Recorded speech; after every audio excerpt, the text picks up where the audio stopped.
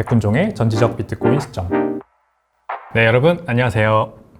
10분만 비트코인 순서입니다. 오늘 날짜는 2024년 7월 1일 월요일입니다. 벌써 6월이 지나고 이제 하반기에 접어들었어요. 지난 상반기는 다들 어떻게 보내셨는지 모르겠습니다. 저는 굉장히 재밌게 그리고 알차게 보냈던 것 같아요. 이 유튜브를 시작하게 된 것도 올해 상반기고, 그 다음에 여러분들과 이렇게 점점 유대감을 형성하면서 좀 있으면은 앞으로 다가올 우리 10,000명 기념 구독자 이벤트 또 앞두고 있고 굉장히 바쁘고 알차게 보내고 있고요. 그리고 비트코인 가격은 아무래도 상반기 6월 달 들어서 계속해서 지지부진하고 안 좋았잖아요.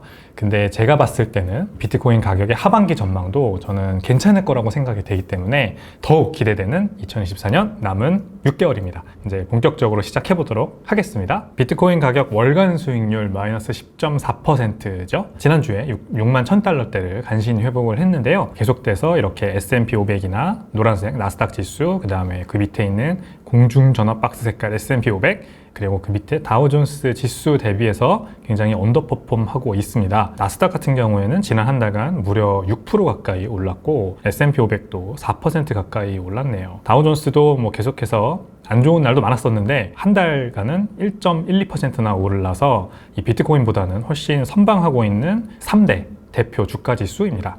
비트코인 가격은 마이너스 10%, 오늘 이 촬영 시점 기준으로 조금 반등하고 있더라고요. 그래서 비트코인 다시 좀 좋아지나? 라는 생각이 드는 그런 좀 희망찬 월요일이긴 한데, 이번 6월 달 들어서 지난 한 달 동안 왜 계속 비트코인 가격이 하락해 왔는지, 그리고 아직까지도 주가 지수는 좋은데 비트코인은 올라가지 못하고 있는 이유가 뭔지, 오늘 이제 그거에 대해서도 계속해서 얘기를 드려보려고 합니다. 일단 지난주에 있었던 중요한 뉴스, 미국 5월 개인 소비 지출 물가지수, PCE라고 하죠. Personal Consumption Expenditure. 연준이 CPI보다도 더 중요하게 보는 물가지수입니다. 예상치만큼 나오느냐, 상회하느냐, 하회하느냐가 굉장히 중요했는데 예상치를 딱 부합했습니다. 이코노미스트들이 예상치가 0.08%, 소수점 두 자리까지는 보통 예상을 안 해요. 그래서 소수점 한 자리로 예상을 해서 0.1%를 예상을 했고, 그리고 실제로도 0.1%가 나왔습니다. 소수점 두 자리까지 라운드를 하면 0.08%가 나와서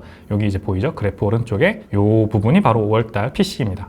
그래서 이렇게 지난 4월, 3월 대비해서도 계속해서 줄어드는 모습 보이고 있고, 경제학자들이 예측한 만큼 딱 나와주는 덕분에 시장이 반겼다라고 우리가 볼 수가 있습니다. 그리고 거기에 더불어서 더 좋은 거, 0.08로 두 자리까지 소수점을 확대를 하면 이게 2020년 하반기 이후로 가장 낮은 상승폭이라고 합니다.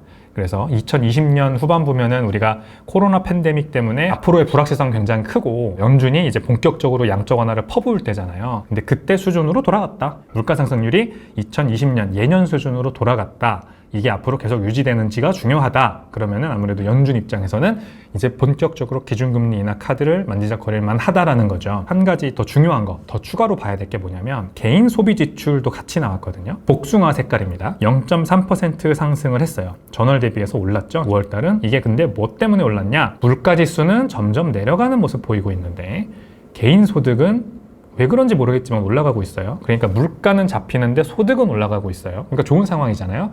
그러다 보니까 아무래도 개인의 소비 여력이 늘어나고, 그래서 개인 소비 지출은 상승했다. 이렇게 해석을 할 수가 있는 겁니다. 5월 달에 발표된 지수들만 보면은 우리가 그렇게 해석이 가능한 거예요. 그래서 이게 앞으로 6월, 7월, 8월까지 계속해서 비슷한 양상으로 이어지면 우리가 9월 FOMC에서는 지금 뭐 대부분의 채권, 금리 트레이더들이 예상하듯이 기준금리를 한 번은 0.25% 정도는 내려주지 않을까라는 기대를 우리가 해볼 수가 있다는 겁니다. 근데 몰라요, 사실. 제가 늘 얘기 드리잖아요. 그런 거를 우리가 예측하는 식으로 투자를 하지는 말자. 제가 이거를 말씀드리는 이유는 그래도 어떤 상황이 펼쳐지고 있는지는 우리가 알아야 되니까 거시적인 관점에서 말씀을 드리는 겁니다. 9월 달에 제가 기준금리 내릴 것 같다 했다고 지금 이제 저점이라고 보고 뭐 사시거나 그때 판다 이런 결정은 절대 하지 마세요. 이 시간에 우리가 이런 얘기를 하는 이유는 비트코인의 장기 투자를 하기 위한 당위성을 좀 도움을 드리기 위함이라는 거 꼭 잊지 않으셨으면 좋겠습니다. 블룸버그 기사의 한 단락을 제가 가져왔습니다. 꾸준한 성장, 완화되는 인플레이션, 그리고 균형 잡힌 고용시장, 3박자가 맞아 떨어지고 있다는 거죠. 여기 빨간 줄 친 부분입니다. 경제가 올바른 방향으로 가고 있음을 보여주고 있다.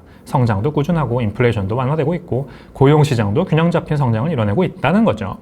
그리고 연준이 인플레이션이 정상화되고 있다고 믿게 할 수 있는 상황이다. 그 다음 미국 채금리는 기준금리 인하 기대감이 커지면서 하락했다. 금리가 하락하면 국채 가격은 오르죠. 그러니까 지금 채권 투자자들은 채권을 사서 앞으로 기준금리 인하를 예상하고 미리 사고 있다는 얘기가 되겠죠. 자, 이거 금리 얘기도 계속해서 매주 드리고 있습니다. 이것을 뒷받침할 수 있는 또 다른 지표 하나, 이제 시티은행이 발표하는 경기 서프라이즈 인덱스라는 게 있는데 이게 2022년 8월 이후 최저 수준이라고 합니다. 여기가 이제 2022년 8월이죠. 그 다음에 요게 이제 오늘인데 이렇게 쭉 빨간 선으로 이어놓으니까 같은 수준에 있는 걸 알 수가 있죠. 이렇게 크게 올랐다가 내려가고 있는 중입니다.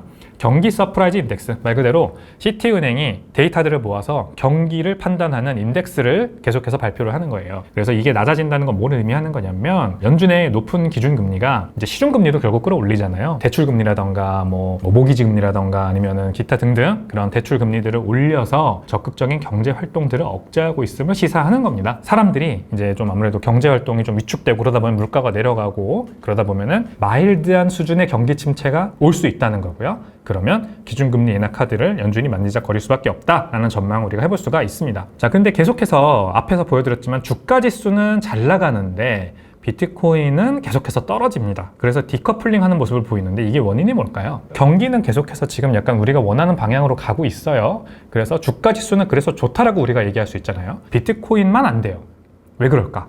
그 얘기를 이제 또 들어보려고 합니다. 그래서 이 그래프가 보여주는 건 뭐냐면 계속해서 S&P 500에 있는 기업들 중에서 실적이 좋은 기업들, 실적 발표를 했는데 서프라이즈가 나고 계속해서 대차대조표에 영업이익과 순이익이 잘 나오는 기업들의 주가 상승률, 그렇지 않은 기업들을 비교하는 그래프예요. 그렇지 않은 기업들은 뭔가요? 계속해서 영업 적자나고 자본 잠식 상태고 그런데도 주가는 오를 수 있죠.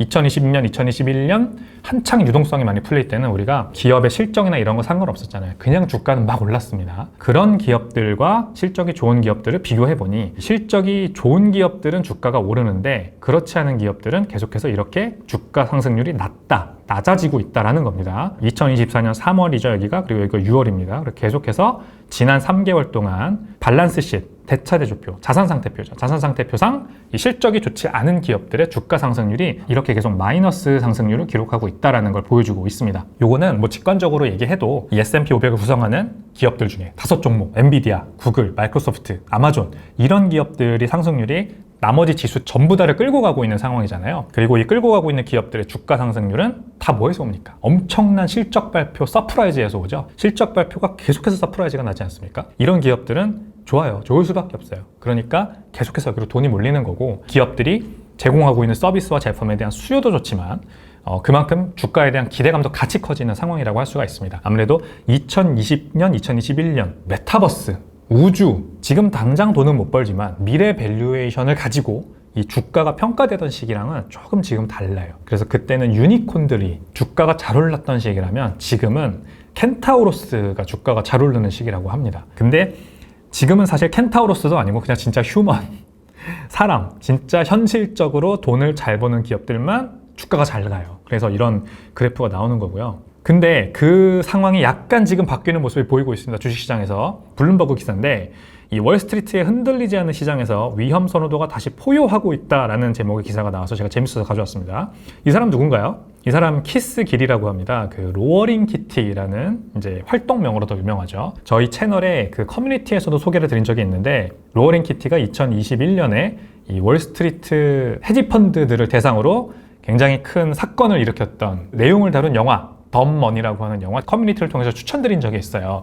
혹시 안 보셨다면은 시간 나실 때 주말에 한번 보시길 추천드려요. 굉장히 실화를 기반으로 한 영화인데 되게 재밌고요. 아무튼 이 로어링 키티가 이 게임스탑이라고 하는 주식을 굉장히 저가에 매수해서 엄청난 돈을 번 사람으로 유명하지 않습니까? 미국 주식은 지금 갈놈 갈, 될놈 될들이 끌고 가고 있는데 무슨 상황이냐? 주가가 떨어질 때보다 주가가 상승할 때 더 변동성이 커진대요. 그러니까 변동성이라는 건 우리가 그만큼 주식시장에 대한 관심도를 반영하는 거지 않습니까? 근데 주식이 떨어지는 하락장에서는 별로 변동성이 안 나는데 상승할 때 더 높은 변동성을 보인다. 거시경제 우려가 완화되니까 로어링 키티가 이제 무대에 올랐다. 중앙 무대에 진입했다라는 기사가 나온 겁니다. 무슨 말이냐? FOMO라는 말이 있죠. Fear of Missing Out. FOMO가 지금 이 시장을 지배하고 있습니다. 그러니까 다들 S&P 500 종목 중에서 5종목이 끌고 가고 있잖아요. 근데 거기에 못 하신 분들이 더 많지 않겠어요, 아무래도? 그 많은 종목들 중에 5종목에 워낙에 뭐 조용하게 지지부진하게 올랐던 종목들이니까 원래는 대형 IT주. 그래서 사실 관심 없었는데 그것들만 가격이 계속 오르고 나머지는 지지부진하단 말이에요. 지난 1년 동안.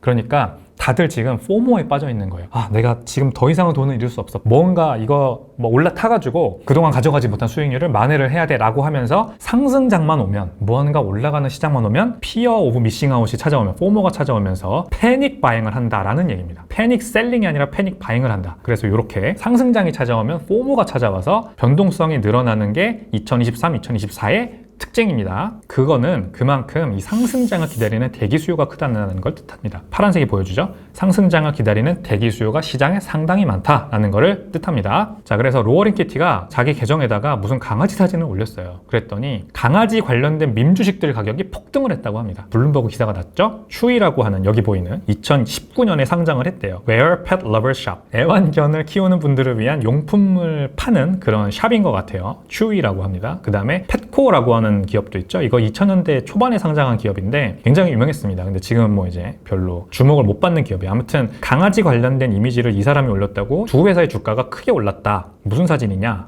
이걸 올렸답니다. 그냥 뭐 아무 말도 없이 그냥 이 사진 하나 딱 올렸더니 바로 추위 주가는 35% 급등을 했어요. 여기 이제 인트라데이죠. 하루 까만색 선이 추위입니다. 이렇게 올라요. 상승률이 35%고요. 복숭아 색깔 펫코인데 펫코 주식은 12% 상승했습니다. 엄청나죠? 이게 보여주는 게 뭐냐면 지금 S&P 500이 그동안 IT 대형주들이 끌고 가긴 했는데 거기에 올라타지 못한 사람들의 포모가 상승장이 찾아오면 엄청나게 찾아온다는 걸 뜻하는 거고, 이 로어링 키티라고 하는 유명 인사가 강아지 사진 하나만 올려도 그게 이제 시장의 심리로 대변된다, 반영된다라는 걸 우리가 볼 수 있는 거예요. 그러니까 그만큼 시장에 대기 수요가 엄청나게 많고 뭔가 좋은 일이 조금만 발생하면은 유동성이 급하게 들어오는 장세로 펼쳐질 가능성이 굉장히 크다고 볼 수가 있습니다. 주식시장에서는 이미 강력한 포모 현상이 강해지고 있고요. 기준금리 인하 가능성이 지금 커지고 있잖아요. 9월달에 한번 내릴 수도 있다고 제가 말씀드렸죠. 그러면 위험자산 선호 심리가 급격하게 개선될 겁니다. 근데 그렇게 되면 비트코인에도 다시 유동성이 돌아올 거예요. 지금까지는 디커플링 하고 있는데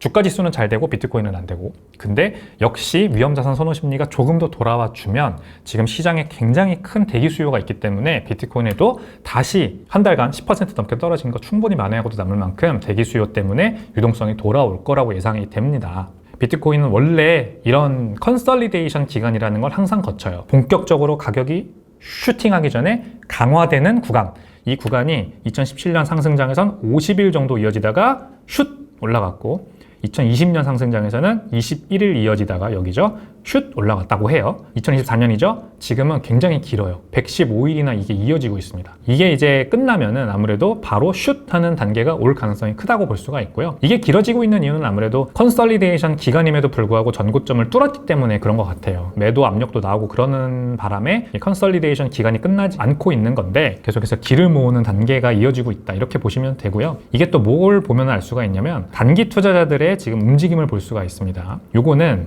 이 캐피탈 플로우, 자본 유입과 유출에 대한 부분이에요. 그래서 파란색 부분이 유입, 요 보라색 부분이 유출인데 2017년 상승장에서는 이 단기 투자자들, 단 1주에서 한 달 정도밖에 코인을 안 들고 있는 아주 단타 투자자들이 빠져나가는 구간이 본격적인 상승장이 오기 전에 컨설리데이션 기간에 5번 정도 찾아왔어요. 하나, 둘, 셋, 넷, 다섯. 그리고 그 전에 2020년 상승장에도 오버슈팅 확 하기 전에 하나, 둘, 셋, 4번 오고 그 다음에 꺾이고 나서 한 번 더 오고 한 번 더 슈팅이 나왔죠. 그래서 더블탑이 있었지 않습니까? 2021년에. 그래서 이번에도 비슷해요. 한 번, 두 번, 세 번, 네 번 있었어요. 그래서 앞으로 뭐 한 번 더 있거나 아니면 그 전에 한 번 슈팅이 나오고 그 다음에 한 번 오고 뭐 더블탑이 그려지거나 아니면 5번 정도 나오고 그 다음에 오버슈팅이 나오거나 이럴 가능성이 있다는 걸 보여줍니다. 이게 이제 단기 투자자들의 행동 패턴을 보고 우리가 앞으로 상승장이 올 수 있다는 걸 볼 수 있는 부분이고요. 또 하나, 장기 투자자들의 미실현 손익, NUPL이라고 이제 굉장히 많이 보는 온체인 지표 중에 하나입니다. 이 미실현 손익도 현재 0.66 정도, 66%죠. 미실현 손익, 장기 투자자들의 진입 가격 대비 현재 비트코인 가격이에요. 그러니까 대부분의 장기 투자자들은 지금 한 자기의 매수 진입가 대비 66%의 수익을 보고 있다는 얘기입니다. 넷으로 퉁치면 이게 요 초록색 부분입니다. 왼쪽 축을 보면 되는데 40에서 60 사이에 들어와 있는 구간이 96일 정도 이어지고 있어요. 그래서 지난 상승장을 보면 40에서 70 사이에 들어와 있는 기간이 96일 정도 이어지고 있어요. 그래서 지난 2020년 상승장을 보면 40을 넘어서 70 요 사이에 들어와서 이어진 기간이 69일이고요. 그 전에 2017년 상승장에서는 40을 넘어서 70 정도까지 이어진 기간이 98일 정도 됩니다. 그 다음에 초록색 기간이 끝나면 언제나 환상, 파란색 단계, 유포리아죠. 요 단계로 넘어왔어요.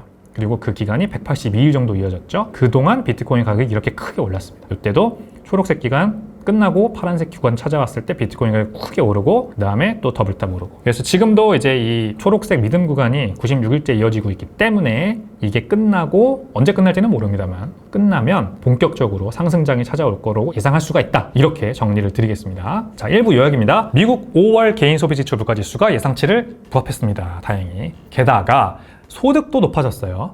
전월 대비해서. 그 덕분에 개인의 소비 지출이 늘었습니다. 그러니까 물가는 잡히는데 개인 소비 지출은 느니까 마일드한 리세션 상황 정도로 가지 않을까라는 기대를 우리가 해볼 수 있고요. 그 다음에 그동안에는 워낙에 실적이 좋은 기업들만 주가가 그냥 혼자 올랐어요. 독식했어요. 그러다 보니까 비트코인 같은 것들도 좀 언더퍼폼할 수밖에 없었는데, 지금 주식시장을 보니까 다시 로어링 키티 같은 사람들이 강아지 사진 하나만 올려도 밈 주식 가격이 폭등하는 현상이 벌어지고 있습니다. 그러니까 시장에 대기 수요가 많다는 걸 의미하고 위험자산 선호도가 개선되면 비트코인에 다시 큰 유동성이 돌아올 수 있다는 걸 우리가 알 수가 있고요. 온체인 지표를 보니까 단기 투자자들은 계속해서 캐피탈 플로우가 나가는 현상이 지금 4번 정도 발생을 했고, 그게 지난 상승장과 대비해서 비슷한 상황으로 지금 흘러가고 있고요. 그 다음에 장기 투자자들의 NUPL, 이 미실현 손익도 66% 정도로 믿음 구간에 한 96일 정도 이어지고 있는 중입니다. 이 믿음 구간이 이어지다가 결국 유포리아, 환상 단계로 넘어간다. 그래서 앞으로 다가올 우리가 상승장을 기대해 볼 수 있다라는 거 말씀드렸습니다. 10분만 비트코인 1부는 여기까지입니다. 내용이 마음에 드셨다면 구독, 좋아요, 그리고 알림 설정까지 부탁드리겠습니다. 감사합니다.